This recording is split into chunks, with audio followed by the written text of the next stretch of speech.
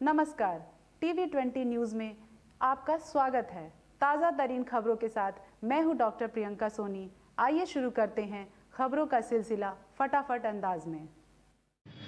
जिलाधिकारी राजेश कुमार ने बताया कि कोरोना वायरस कोविड-19 का संक्रमण जनपद में आए दिन वृद्धि हो रही है। अतः कोविड-19 महामारी से बचाव एवं उसके संक्रमण को रोकने हेतु शासन द्वारा विभिन्न बिंदुओं पर समय समय पर निर्गत किए गए निर्देशों का कड़ाई से अनुपालन कराया जाना अत्यंत अनिवार्य है। उल्लेखनीय है कि लॉकडाउन शिथिल किए जाने के उपरांत कार्यालयों में आम लोगों का आवागमन आरंभ हो चुका है। ऐसी स्थिति में संक्रमण से बचाव हेतु कार्यालयों में साफ सफाई, सैनिटाइजेशन, फिजिकल डिस्टेंसिंग के अतिरिक्त कार्यालय के बाहर मुख्य द्वार पर इंफ्रारेड थर्मामीटर से प्रत्येक आने वाले व्यक्तियों की स्क्रीनिंग व साबुन सैनिटाइजर से हाथ साफ कराने की व्यवस्था अपरिहार्य है। नमस्कार, आप देख रहे हैं TV20 न्यूज़। मैं हूं आपके साथ इस बुलेटिन में डॉक्टर प्रियंका सोनी। अब नजर डालते हैं खबरों पर। कोरोना से मुक्त रहने एवं रोग प्रतिरोधक क्षमता बढ़ाने के लिए रवि प्रकाश यादव ने जिलाधिकारी से योग प्राणायाम जड़ी बूटियों के बारे में चर्चा की और लोगों को स्वस्थ व निरोग रहने के लिए जिलाधिकारी के माध्यम से योग का समावेश अपने दिनचर्या में शामिल करने का आग्रह भी किया। जिलाधिकारी ने रवि प्रकाश से कहा कि सभी को निःशुल्क जड़ी बूटियां वितरित कराएं जिससे लोग स्वस्थ व निरोग जीवन जिएं। कोरोना से बचने के लिए स्वस्थ एवं निरोग जीवन जीने के लिए योग प्राणायाम एवं जड़ी बूटियों का सेवन बेहद लाभकारी है और इसके लिए आप सेवा में लगे रहिए। यह आपका काफी प्रशंसनीय कार्य है। योग प्राणायाम और जड़ी बूटी के माध्यम से लोगों को स्वस्थ रहने के लिए जिलाधिकारी ने अपने आवास पर आगे विस्तृत चर्चा करने को भी कहा। रवि प्रकाश यादव ने बताया कि आगामी अंतर्राष्ट्रीय योग दिवस 21 जून को सभी को निःशुल्क जड़ी बूटी का वितरण वरीयता स्तर पर किया जाएगा। नमस्कार, आप देख रहे हैं TV20 न्यूज़। मैं हूं आपके साथ इस बुलेटिन में डॉक्टर प्रियंका सोनी। अब नजर डालते हैं खबरों पर।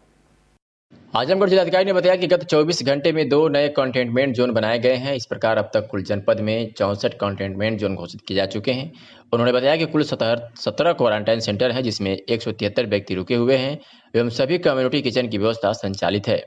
10 फैसिलिटी क्वारंटाइन सेंटर में 135 व्यक्ति, 6 इंस्टीट्यूशनल क्वारंटाइन में 3 व्यक्ति एवं 1 आश्रय स्थलों में 35 व्यक्तियों को क्वारंटाइन किया गया है।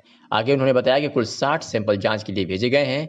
गत 24 घंटे में 19 जांच रिपोर्ट प्राप्त हुई है जिसमें 3 व्यक्तियों की जांच रिपोर्ट पॉजिटिव व 16 व्यक्तियों की जांच रिपोर्ट नेगेटिव प्राप्त हुई है एवं अभी भी 343 जांच रिपोर्ट प्रतीक्षारत है। उन्होंने बताया कि L1 एवं L3 अस्पताल में भर्ती 97 कोरोना पॉजिटिव मरीजों का द्वितीय सैंपल जांच के लिए लैब में भेजा गया है। नमस्कार, आप देख रहे हैं TV20 न्यूज़। मैं हूं आपके साथ इस बुलेटिन में डॉक्टर प्रियंका सोनी। अब नजर डालते हैं खबरों पर। जिलाधिकारी राजेश कुमार की अध्यक्षता में कलेक्ट्रेट सभागार में मनरेगा के अंतर्गत कन्वर्जेंस विभागों द्वारा कार्यों का चयन कर प्रस्ताव के अनुमोदन के संबंध में समीक्षा बैठक संपन्न हुई। जिलाधिकारी ने सभी कन्वर्जेंस करने वाले विभागों से कहा कि कोविड-19 के दृष्टिगत लॉकडाउन की अवधि में जनपद की अधिक संख्या में प्रवासी मजदूरों का आगमन हुआ है और मुख्यमंत्री की मंशा है कि अधिक से अधिक लोगों को उनके ग्राम में ही रोजगार उपलब्ध कराया जाए। जिलाधिकारी ने सभी संबंधित कन्वर्जेंस विभागों को निर्देश दिए कि सभी विभाग 14 जुलाई 2020 से कार्य प्रारंभ कर दें और 15 जुलाई 2020 से बृहद स्तर पर जनपद में कम से कम 2 लाख लोगों को प्रतिदिन मनरेगा के तहत कार्य मिलना चाहिए। विभाग ऐसा प्रोजेक्ट बनाए कि कार्य निरंतर चलता रहे, इसमें किसी प्रकार का गैप न आए एवं सभी विभाग इसकी पूरी तैयारी कर लें। उन्होंने कहा कि सभी कन्वर्जेंस विभाग कार्य योजना को रविवार तक बनाकर स्वीकृत करा लें और संबंधित ग्रामों में इसका प्रचार भी करावें कि यहाँ पर कार्य होना है, जो भी चाहे वह कार्य कर सकता है। नमस्कार, आप देख रहे हैं TV20 न्यूज़। मैं हूं आपके साथ इस बुलेटिन में डॉक्टर प्रियंका सोनी। अब नजर डालते हैं खबरों पर। 10 जून 2020 को कोविड-19 वैश्विक महामारी की रोकथाम के लिए लागू लॉकडाउन के दौरान आजमगढ़ जिले में जनसाधारण को अनुशासित करने तथा साथ ही साथ असामाजिक तत्वों पर शिकंजा कसने के सराहनीय कार्य के लिए HDFC Ergo general insurance corporate limited के वाइस प्रेसिडेंट दीपक वत्स द्वारा पुलिस अधीक्षक आजमगढ़ प्रोफेसर त्रिवेणी सिंह को बधाई दी गई तथा सम्मानित किया गया। दीपक वत्स के अनुसार जिस तरह त्रिवेणी सिंह जी ने युद्ध स्तर पर कोरोना के संक्रमण को फैलने से रोकने के लिए जिले में कानून व्यवस्था बनाए रखी, यह उसी का परिणाम है कि आजमगढ़ में कोरोना के मरीजों की संख्या नहीं बढ़ रही है और इसके साथ ही साथ पूरे जिले में अपराध की संख्या में भी भारी कमी आई है। नमस्कार, आप देख रहे हैं TV20 न्यूज। मैं हूं आपके साथ इस बुलेटिन में डॉक्टर प्रियंका सोनी। अब नजर डालते हैं खबरों पर। विधानसभा मुबारकपुर में लॉकडाउन के अवसर पर AICC की महामंत्री व उत्तर प्रदेश कांग्रेस प्रभारी प्रियंका गांधी के निर्देशन में सेवा सत्याग्रह के तहत उत्तर प्रदेश कांग्रेस कमेटी के अध्यक्ष व विधायक अजय कुमार लल्लू की गिरफ्तारी के विरोध में अखिल भारतीय कांग्रेस कमेटी सदस्य राम अवध यादव ने राहत कैंप कार्यालय खुजिया बाजार व नोनरा समेदा में विधवा गरीब महिलाएं, किन्नर व जरूरतमंद लोगों को जन सहयोग से राशन पैकेट का वितरण किया है। इस अवसर पर मगधीश यादव व सुजीत कुमार यादव सहित कई लोग उपस्थित थे। नमस्कार, आप देख रहे हैं TV20 न्यूज। मैं हूं आपके साथ इस बुलेटिन में डॉक्टर प्रियंका सोनी। अब नजर डालते हैं खबरों पर। ग्राम बिंदुवल ब्लॉक वेरियागंज में प्रधान के पति रूमी, देवर सूफी, रिश्तेदार सैफ और उनके सहयोगियों द्वारा काफी समय से ग्राम सभा के सिंचाई बंधे पर लगे हरे व सूखे पेड़ों को काटकर अवैध रूप से बेचा जा रहा था।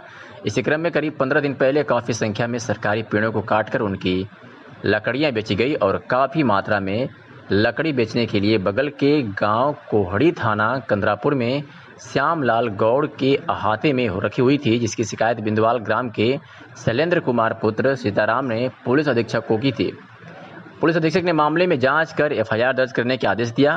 बेरियागंज पुलिस ने जांच करके 10 जून को इस मामले में अपराध संख्या 100/20 दर्ज कर लिया है और FIR में रूमी, सूफी, सैफ व एक अज्ञात को अभियुक्त बनाया गया है। नमस्कार, आप देख रहे हैं TV20 न्यूज। मैं हूं आपके साथ इस बुलेटिन में डॉक्टर प्रियंका सोनी। अब नजर डालते हैं खबरों पर। जिला मजिस्ट्रेट राजेश कुमार ने बताया कि जनपद में नोवेल कोरोना संक्रमण के पूर्व प्रेषित सैंपल्स की जांच रिपोर्ट आने के उपरांत जनपद आजमगढ़ के राजस्व ग्राम जाफरपुर तहसील सदर में 2 व्यक्ति, राजस्व ग्राम बागबहार तहसीलपुर फूलपुर, राजस्व ग्राम सिमरा तहसील निजामाबाद, राजस्व ग्राम उचहुआ तहसील मेहनगर में एक व्यक्ति के कोविड-19 से संक्रमित होने की पुष्टि हुई है। जिला मजिस्ट्रेट ने कहा कि कंटेनमेंट जोन के निर्धारण के संबंध में दी गई व्यवस्था के अनुसार जनपद के राजस्व ग्राम जाफरपुर तहसील सदर, राजस्व ग्राम बागबहार तहसील फूलपुर, पुलिस चौक के रसीदगंज के आसपास का क्षेत्र राजस्व ग्राम सिमरा तहसील निजामाबाद तथा 4 मजरा जोलबड़िया राजस्व ग्राम उचहुआ तहसील मेहनगर का संपूर्ण क्षेत्र कंटेनमेंट जोन होगा। पूर्व में 64 कंटेनमेंट जोन घोषित किए जा चुके हैं। अब इस प्रकार कुल 68 कंटेनमेंट जोन हो चुके हैं। इन क्षेत्रों में कंटेनमेंट जोन प्रोटोकॉल का 100% अनुपालन सुनिश्चित किया जाएगा। नमस्कार, आप देख रहे हैं TV20 न्यूज।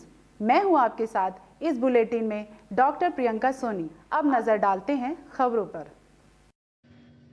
जिलाधिकारी राजेश कुमार ने बताया कि 10 जून 2020 को प्रातः 6 बजे से 11 जून के प्रातः 6 बजे तक कोविड-19 के दृष्टिगत विभिन्न प्रकार की सूचनाएं उपलब्ध कराई जा रही है। जनपद में अब तक कुल 1,52,996 प्रवासी मजदूर जनपद में आए हैं, जिसमें रेल व बसों द्वारा 98,465 व अपने साधन से या अनौपचारिक माध्यम से 54,531 प्रवासी मजदूर जनपद में आए हैं।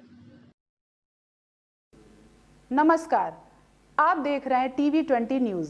मैं हूं आपके साथ इस बुलेटिन में डॉक्टर प्रियंका सोनी। अब नजर डालते हैं खबरों पर। आजमगढ़ में भारतीय जनता पार्टी जिलाध्यक्ष सदर ध्रुव सिंह के नेतृत्व में 11 जून को परिवार संपर्क अभियान का शुभारंभ सभी बूथों पर किया गया।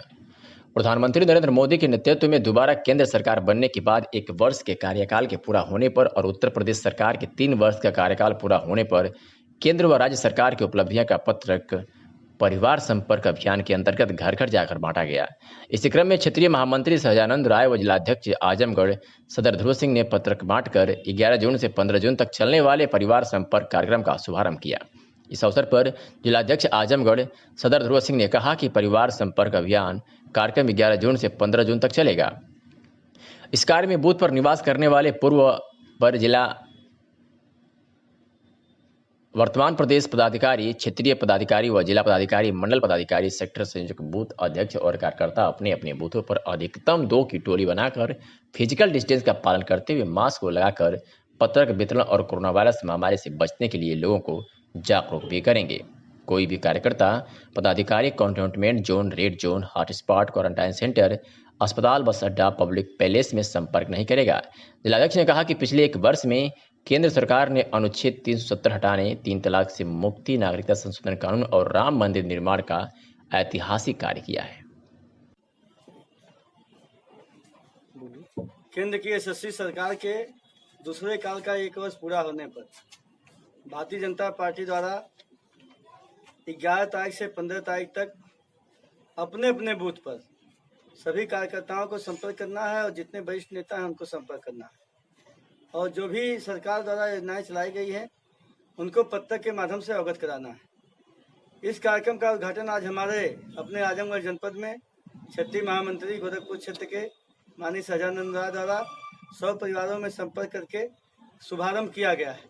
इसी प्रकार से अपने जनपद के तमाम वरिष्ठ नेता अपने अपने बूथों पर अपने अपने गांव में इस पत्र को बांट रहे हैं और केंद्र सरकार के 1 वर्ष के कार्यकाल को और योगी सरकार के 3 वर्ष को कार्यकाल को जनता के बीच में ले जा रहे हैं, उनको बता रहे हैं और कोरोना वैश्विक महामारी में जो सराहनीय योगदान अपने केंद्र के सरकार का अपने प्रदेश का सरकार का है उसको भी जनता के बीच में पहुंचा रहे हैं। उसके साथ साथ लोगों से आग्रह कर रहे हैं कि आप लोग फिजिकल दूरी का पालन करते हुए अपने आप को कोरोना से बचाएं और समाज को जागरूक भी करें, बचाएं। इसी कार्यक्रम के तहत 11 से 15 तक चलेगा यह कार्यक्रम और हमारे लोकसभा क्षेत्र आजमगढ़ में 1987 बूथ हैं। सभी बूथों पर हमारे जितने भी राष्ट्रीय स्तर के नेता हैं, प्रदेश स्तर के नेता हैं, क्षेत्रीय पदाधिकारी हैं, जिला पदाधिकारी हैं, मंडल अध्यक्ष हैं, सेक्टर संयोजक हैं, बूथ अध्यक्ष हैं, यह सारे कार्यकर्ता अपने अपने बूथ पर अपने अपने गांव में कहीं बाहर नहीं जाना है और जहां पर रेड जोन है उसमें कतई नहीं जाना है। जिस गांव में कोरोना है उस गांव में नहीं जाना है। इसका ध्यान रखते हुए और केवल 2 कार्यकर्ता बूथ पर संपर्क करेंगे। उस अभियान का शुभारंभ आज हो चुका है। आगे यह 15 तारीख तक लगातार चलेगा और 2 ही कार्यकर्ता हमारे बांटेंगे। फिजिकल दूरी का पूरा ध्यान रखेंगे जिससे कोरोना से बचाव हो सके। सर धन्यवाद।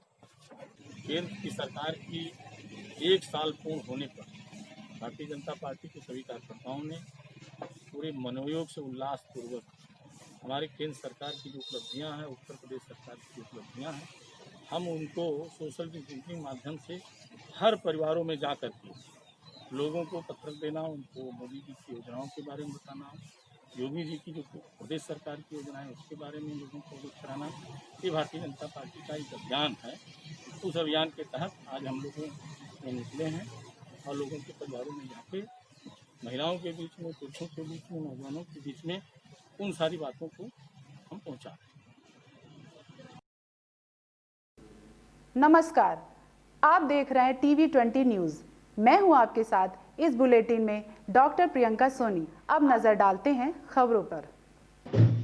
जिलाधिकारी आजमगढ़ के द्वारा कोरोना महामारी की रोकथाम के संबंध जारी नए नियमों के अनुपालन में नगर पंचायत महाराजगंज ने नगरवासियों को जागरूक करने का काम तेज कर दिया है, जिसके लिए नगर पंचायत द्वारा ध्वनि विस्तारक यंत्र का प्रयोग किया जा रहा है। इस संबंध में अधिशासी अधिकारी ने टीवी 20 न्यूज संवाददाता को बताया कि पिछले 7 तारीख से नगर पंचायत महाराजगंज में हर रोज लाउडस्पीकर लगाकर नगर वासियों, दुकानदारों और बाजार में आने वाले खरीदारों को कोरोना महामारी से बचाव के लिए जागरूक किया जा रहा है। तो वही लोगों को मास्क लगाने और साबुन या सैनिटाइजर हाथ धोने की सलाह दी जा रही है। कुछ दिन पहले आदेश आया था कि सारी नगर पंचायतों या इस जगहों पे प्रचार प्रसार किया जाए, कोरोना महामारी पर जागरूक किया जाए। इसके संदर्भ में नगर पंचायत क्या कर रही है? 6 जून 2020 को जिलाधिकारी महोदय का आदेश हुआ है कि नगर पंचायत में जो भी दुकानें खुल रही हैं सारे दुकानदार मास्क लगाएं, उनके जो हेल्पर हैं वो भी मास्क लगाएं और जो सामान लेने आ रहे हैं उनके साथ सोशल डिस्टेंसिंग को मेंटेन करें। एक साथ 5 से ज्यादा लोग ना रहें और सभी मास्क लगाएं। इसके लिए नगर पंचायत महाराजगंज में हमारे द्वारा ध्वनि विस्तारक यंत्रों से लगातार प्रचार कराया जा रहा है। जो भी दुकानदार हैं उनको बता दिया गया है कि बिना मास्क का कोई दुकान नहीं खुलेगा। मास्क लगा कर अपने इस सामान को बेचें और हाथ को सैनिटाइज करते रहें। साथ ही साथ उनको यह भी बताया गया है कि अपने दुकान पे सैनिटाइजर का हमेशा उपयोग सुनिश्चित करें, जिससे कि कोई भी व्यक्ति सामान देने के बाद हाथ को सैनिटाइज कर सके और अपने दुकान पे सोशल डिस्टेंसिंग को मेंटेन किए। साथ ही साथ नगर पंचायत के द्वारा हर दुकान पे गोला बना दिया गया है। उस गोले में पब्लिक आती है और अपने बारी का इंतजार करती है और उसके बाद अपने सामान लेके जाती है। नमस्कार, आप देख रहे हैं टीवी 20 न्यूज़। मैं हूं आपके साथ इस बुलेटिन में डॉक्टर प्रियंका सोनी। अब नजर डालते हैं खबरों पर। कोरोना संकट काल में अभावग्रस्त परेशान महिलाओं को जन जागरूकता के साथ सैनिटरी पैड बांटते हुए भाजपा महिला मोर्चा के नगर अध्यक्ष अर्चना बर्नवाल द्वारा वहां के कई महिला पुरुष को मास्क एवं सैनिटाइजर बिलैसा मुसहर बस्ती में बांटा गया।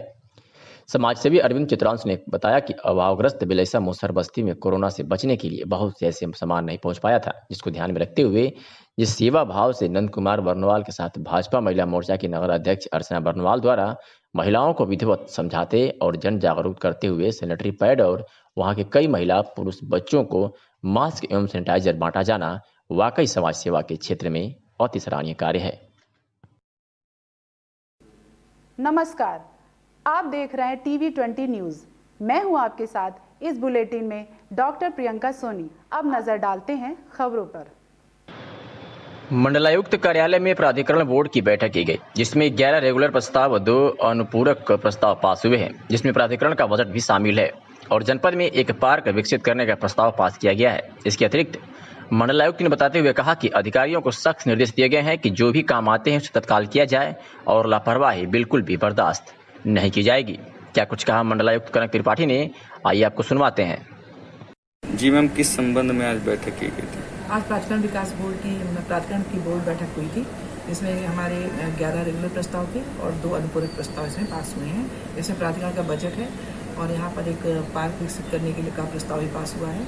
इसके अतिरिक्त पार्क विकास शुल्क में थोड़ी बढ़ोतरी की गई है और जो भी लोग शमनी भाग से ज़्यादा निर्माण कर लेते हैं उनके लिए भी कुछ शमन शुल्क के रूप में कुछ FD लेने की व्यवस्था की गई है कि वो अगर वो अपना अशमनी भाग नहीं तोड़ते हैं तो उनकी वो FD जब्त कर ली जाएगी। प्राधिकरण द्वारा उस अशमनी भाग को तोड़ दिया जाएगा। अधिकारियों को इसमें क्या दिशा निर्देश दिए? अधिकारियों को दिशा निर्देश दिए गए हैं कि वो जो भी वहाँ नक्शे आते हैं उनको तत्काल जो है पास कर, क्योंकि ऑनलाइन नक्शे हैं तो वो अपने आप ही ऑटोमेटिक पास हो जाते हैं।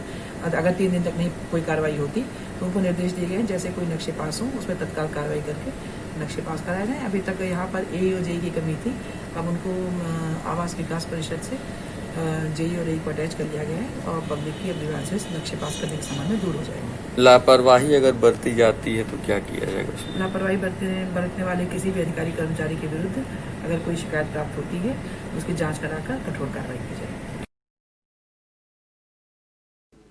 नमस्कार, आप देख रहे हैं TV20 न्यूज। मैं हूं आपके साथ इस बुलेटिन में डॉक्टर प्रियंका सोनी। अब नजर डालते हैं खबरों पर। शॉपिंग मॉल के तर्ज पर छोटे मझोले प्रतिष्ठानों को भी सप्ताह के 6 दिनों तक खोले जाने की मांग को लेकर उद्योग व्यापार प्रतिनिधि मंडल नगर आजमगढ़ के अध्यक्ष मनोज बर्नवाल के नेतृत्व में व्यापारियों ने जिलाधिकारी से मुलाकात किया। इसके साथ ही व्यापारियों के हितों को लेकर कई बिंदुओं पर आ रही समस्याओं से अवगत कराया। DM को सौंपे गए ज्ञापन में अध्यक्ष मनोज बर्नवाल ने बताया कि जनपद के बड़े शॉपिंग मॉल को जिला प्रशासन द्वारा 8 जून के बाद से सप्ताह के 6 दिनों तक खोले जाने का निर्देश दिया गया है, तो वही छोटे और मझोले दुकानों को सप्ताह के मात्र 3 दिन ही खोले जाने का निर्देश दिया है।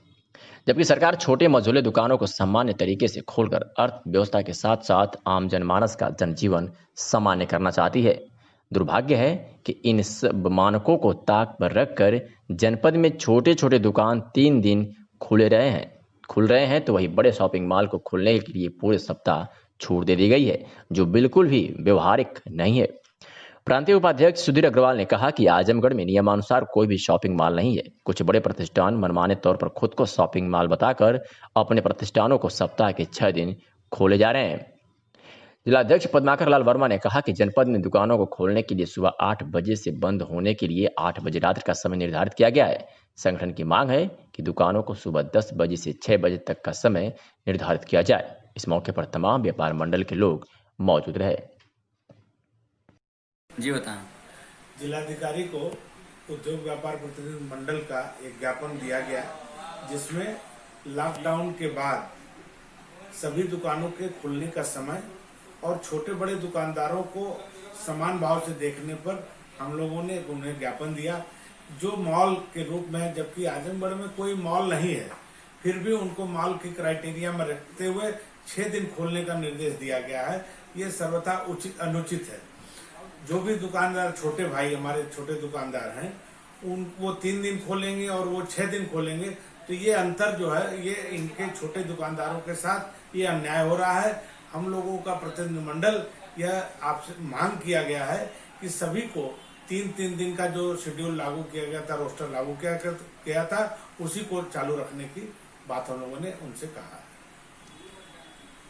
और क्या कुछ कहना चाहते हैं आप जो है दुकानदारों से, कैसे दुकान खोलें, क्या पालन करें? हम नगर के और जनपद के सभी दुकानदार भाइयों से अनुरोध करेंगे कि इस वैश्विक महामारी कोविड-19 में हम सरकार का सहयोग करें और सोशल डिस्टेंसिंग करें, लेकिन हम फिजिकल डिस्टेंसिंग उसको कहते हैं।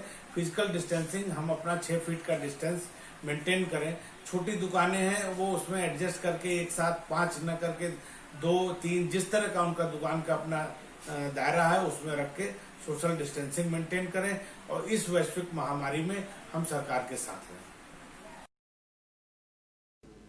नमस्कार, आप देख रहे हैं टीवी 20 न्यूज़। मैं हूं आपके साथ इस बुलेटिन में डॉक्टर प्रियंका सोनी। अब नजर डालते हैं खबरों पर। महाराजगंज कोतवाली क्षेत्र के सरदहा बाजार सिकंदरपुर आइमा में 2 समुदायों में कल शाम भीषण मारपीट हुई। घटना की गंभीरता को देखते हुए पुलिस अधीक्षक त्रिवेणी सिंह और पुलिस अधीक्षक ग्रामीण नरेंद्र प्रताप सिंह व सीओ सगड़ी ने घटनास्थल का निरीक्षण किया और विनोद कुमार की तहरीर पर 9 नामजद और 10 लोगों के ऊपर मुकदमा दर्ज किया। मारपीट का वीडियो वायरल हुआ है और थाना प्रभारी ने दबिश डालकर 3 लोगों को गिरफ्तार कर लिया है। पुलिस बाकी लोगों की तलाश में लगी हुई है और गाँव में एक प्लाटून पीएसी तैनात की गई है। मेरे एक भाई चाचा का लड़का है, उसको फोन पर धमकी दे रहे थे सभी लोग और उसको घर पर बुलाएं। कौन लोग धमकी दे रहे थे? वही मुसलमान लोग 2-4 लोग थे, वही लोग बुलाएं उसको फोन पर धमकी देकर, कहे हमारे घर पर आओ, हम तुमको बता रहे हैं। वो घर पर गया, यहीं पर घर है बगल में सामने पर गया, ऊपर उसको सभी लोग मारने लगे। हम भी यहीं पर थे, हम उसको देखने गए, छुड़ाने गए, मार झगड़ा हो रहा था, उसको छुड़ाने गए, हमको धारदार चाकू हथियार से मारने लगे। ये मार किस बात पे शुरू हुई? मार उसी बात को हुई कि उसको धमकी दे रहे थे फोन पर। वो उसकी माँ से पूछने गया था कि क्या ऐसे हमको धमकी दे रहा है, आपका लड़का यही है। और अब वो उसकी माँ और उसकी बहन दोनों लोग फोन करके गांव में सभी बच्चे और लड़कों सभी को बुला लिया। कौन था, कौन बुलाया था? धमकी तो कौन दे रहा था? नाम सुहेल था, वही और टिट्ठू का लड़का। वो दोनों लोग आए, हमको पकड़कर मारने लगे और 2-3 लोग और आए, हमको पकड़ लिया और चाकू से वार करने लगे हमारे ऊपर। और ये सब पूरा कट गया, यहाँ पर भी कटा है, उसके सर पर भी। उसी के छुड़ाने को इसको भी चाकू लग गया और इसके हाथ पर दोनों। आपका नाम क्या है? मेरा अविनाश भारती। आपको चोट कैसे लगी? नमस्कार, आप देख रहे हैं टीवी 20 न्यूज़। मैं हूं आपके साथ इस बुलेटिन में डॉक्टर प्रियंका सोनी। अब नजर डालते हैं खबरों पर। आजमगढ़ के अतरौड़िया क्षेत्र अंतर्गत मोहन नगर बाजार के आगे मुबारकपुर गांव से गुजरने वाले हाईवे पर स्विफ्ट डिजायर दुर्घटनाग्रस्त हो गई है। घटना आज सुबह लगभग 6 बजे के आसपास घटित हुई है, जिसमें लखनऊ की ओर से आती हुई स्विफ्ट डिजायर खड़े बालू से लदे ट्रैक्टर से टकरा गई, जिसमें एक बूढ़ी औरत जिसकी उम्र लगभग 65 साल की थी कि मौके पर ही मौत हो गई और अन्य घायलों को तुरंत अस्पताल के लिए भेज दिया गया है। बता दें कि स्विफ्ट डिजायर जिसकी गाड़ी नंबर UP 14 CG 60 है वह गोहाना मऊ की बताई जा रही है। मौके पर मौजूद लोगों ने बताया कि इत्तेफाक से बालू लादने वाले मजदूर पान खाने चले गए थे, अन्यथा यह दुर्घटना और भी घातक हुई होती। बताया जा रहा है कि गाड़ी के मालिक लखनऊ में ट्रैफिक हवलदार के रूप में कार्यरत हैं। समाचार लिखे जाने तक नाम की पुष्टि नहीं हो पाई है। लगभग कै बजे घटी है घटना? ये 100 था। ये कौन, ये जो चला रहे थे गाड़ी? अच्छा। ये गाड़ी तो 2 आदमी मर गए इसमें ना, एक तुरंत बुढ़िया मर गई, एक लड़का मर गया अस्पताल पे जा। अच्छा। हाँ। और सुबह कै बजे घटना है? ये 6 बजे राइड हुआ है। अच्छा। हाँ। और कै बजे लगभग अस्पताल ले जाया गया? अरे वह तुरंत तत्काल 6:30 बजे। और ट्रैक्टर किस स्थिति में थी, खड़ी थी? ट्रैक्टर सही था, ये ट्रैक्टर खड़ा था। अच्छा। बालू लादने के लिए खड़ा था। पूर्वांचल में कोरोना का प्रकोप जारी है। आजमगढ़ में गुरुवार को 3 नए कोरोना पॉजिटिव मरीज मिले, तो वहीं भदोही में भी 4 कोरोना संक्रमित पाए गए हैं। आजमगढ़ में अब संक्रमित मरीजों की संख्या 163 हो गई है। इसमें 74 सक्रिय हैं और 85 मरीज स्वस्थ हो चुके हैं और 4 की मौत हो चुकी है। इसमें शहर के जाफरपुर निवासी निजी स्कूल के शिक्षक दंपत और एक प्रवासी शामिल है। मुख्य चिकित्सा अधिकारी डॉक्टर AK मिश्रा ने पुष्टि करते हुए कहा कि नगर से सटे ब्लॉक पलहनी के जाफरपुर में किराए के मकान में रहने वाले और मूल रूप से फरिया निजामाबाद क्षेत्र के एक मरीज मरीज की 7 जून को जिला अस्पताल मेट्रोनाट से जांच में संदिग्ध रिपोर्ट आई थी। इस पर उसे मेडिकल कॉलेज चक्रपानपुर में आइसोलेट करा दिया गया है। उनकी पत्नी का सैंपल लेकर जांच के लिए KGMC लखनऊ भेजा गया, क्योंकि जब तक RT-PCR रिपोर्ट कंफर्म नहीं हो जाती तब तक रिपोर्ट पॉजिटिव नहीं मानी जाती है। उनके एक बच्चे की भी सैंपलिंग कराई जा रही है। तीसरा प्रवासी संक्रमित मरीज ब्लॉक तहबरपुर तहसील निजामाबाद के सिमराखा निवासी है। मंडल के तीनों जनपद में चल रहे समस्त निर्माण कार्यों की समीक्षा बैठक 12 जून को अपराह्न 12:30 बजे मंडलायुक्त कनक त्रिपाठी की अध्यक्षता में उनके कार्यालय सभागार में आयोजित की गई है। उक्त बैठक में सड़क परियोजनाओं एवं अन्य समस्त निर्माण कार्यों के साथ ही मनरेगा कन्वर्जेंस में प्राप्त प्रस्ताव तथा स्वीकृति की भी समीक्षा की जाएगी। यह जानकारी देते हुए संयुक्त विकास आयुक्त PN वर्मा ने समस्त संबंधित विभागों एवं कार्यदायी संस्थाओं से अधिकारियों से पूर्ण वितरण के साथ समय से बैठक में प्रतिभाग करने की अपेक्षा की है। आजमगढ़ में लॉकडाउन की अवधि में अब तक 42,000 से ज्यादा दोपहिया वाहनों का चालान हुआ है और करीब 5,000 लोगों के ऊपर कोरोना महामारी एक्ट में मुकदमा दर्ज किया गया है, जिसमें 10,000 लोग अभियुक्त बनाए गए हैं। इसके साथ ही करीब 8.5 लाख रुपए सम्मन शुल्क वसूला गया है। उक्त बातें SP आजमगढ़ ने कही है।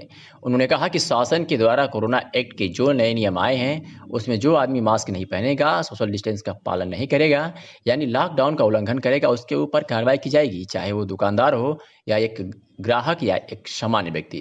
SP ने कहा कि हमने सभी थाना को निर्देश दे दिया है कि अपने अपने क्षेत्र में इस नियम का सख्ती से पालन कराएं और जो लोग नियमों का उल्लंघन करता है उसके ऊपर सख्त कार्रवाई करें। आगे क्या कुछ कहा SP आजमगढ़ ने, आइए आपको सुनवाते हैं। लगभग कितने चालान किए गए इस कोरोना पर? देखिए, अब तक 42,000 से ज़्यादा लोगों का हमने चालान किया है मोटर व्हीकल एक्ट में, और करीब 5,000 लोगों पे हमने मुकदमा किया है। जो कोविड एक्ट है, एपिडेमिक एक्ट, उसके उल्लंघन का 188 के मुकदमे करीब 5,000 लोगों मुकदमे कायम हुए हैं, जिसमें 10,000 से लोग अभियुक्त बनाए गए हैं। करीब 8.5 लाख रुपए तक हम लोगों ने समन शुल्क वसूला है। इसमें इस तरह से लगातार अब जो नई नियमावली आई है, कोविड-19 की जो नई नियमावली बनी है, उसमें जो आदमी मास्क नहीं पहनेगा, जो आदमी सोशल डिस्टेंसिंग का पालन नहीं करेगा, जो आदमी फेस कवर नहीं लगा के चलेगा, ऐसे लोगों के खिलाफ कार्रवाई करने के लिए, वो चाहे दुकानदार हो या कोई भी व्यक्ति हो। तो अभी हमने सारे पुलिसकर्मियों को, थाना जज को, COs को, सबको निर्देशित किया है कि जाओ ये दुकानों पे देखें जो दुकानदार सोशल डिस्टेंसिंग का पालन नहीं करा रहे, जो दुकानदार अपने यहाँ सैनिटाइजर नहीं रखे हुए, जो दुकानदार भीड़ लगा करके वो कर रहे हैं, उनके खिलाफ मुकदमा कायम होगा। और जो व्यक्ति इन जो लॉकडाउन की शर्तें ये हैं कि आपको फेस मास्क लगा के चलना है, सोशल डिस्टेंसिंग का पालन करना है, अगर नहीं कर रहे हैं तो इनके खिलाफ मुकदमा कायम होगा। इसके लिए हमारी टीम सक्रिय है। 6 फीट की दूरी पे, चाहे दुकान हो, चाहे जहाँ भी हो, किसी भी संस्थान में, कहीं भी 6 फीट की दूरी पे एक दूसरे को रहना है, बाकायदे मास्क लगा के रहना है।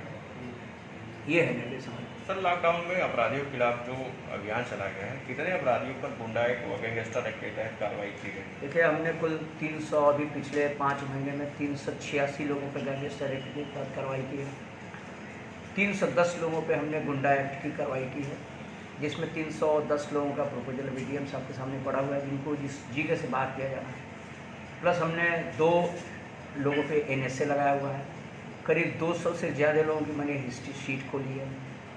इस तरह से एक ड्राइव अभी हम लोगों ने और चलाया है कि जो ये 386 हमारे गैंगस्टर हैं जिले के, जिनके खिलाफ हमने 5 महीने में कार्रवाई की है, और जो 310 जिनके खिलाफ गुंडा एक्ट के तहत कार्रवाई की है, उनके परिवार में भी अगर लाइसेंस है तो उस लाइसेंसी असलहे को हम कैंसिलेशन की कार्रवाई करेंगे उनके खिलाफ। और आने वाले दिनों में उनके विरुद्ध जिस तरह की भी जांचें होंगी, उसमें सब में निगेटिव रिपोर्ट लगा के उनको किसी तरह का गवर्नमेंट की किसी स्कीम का कोई फ़ायदा नहीं लेने देंगे हम।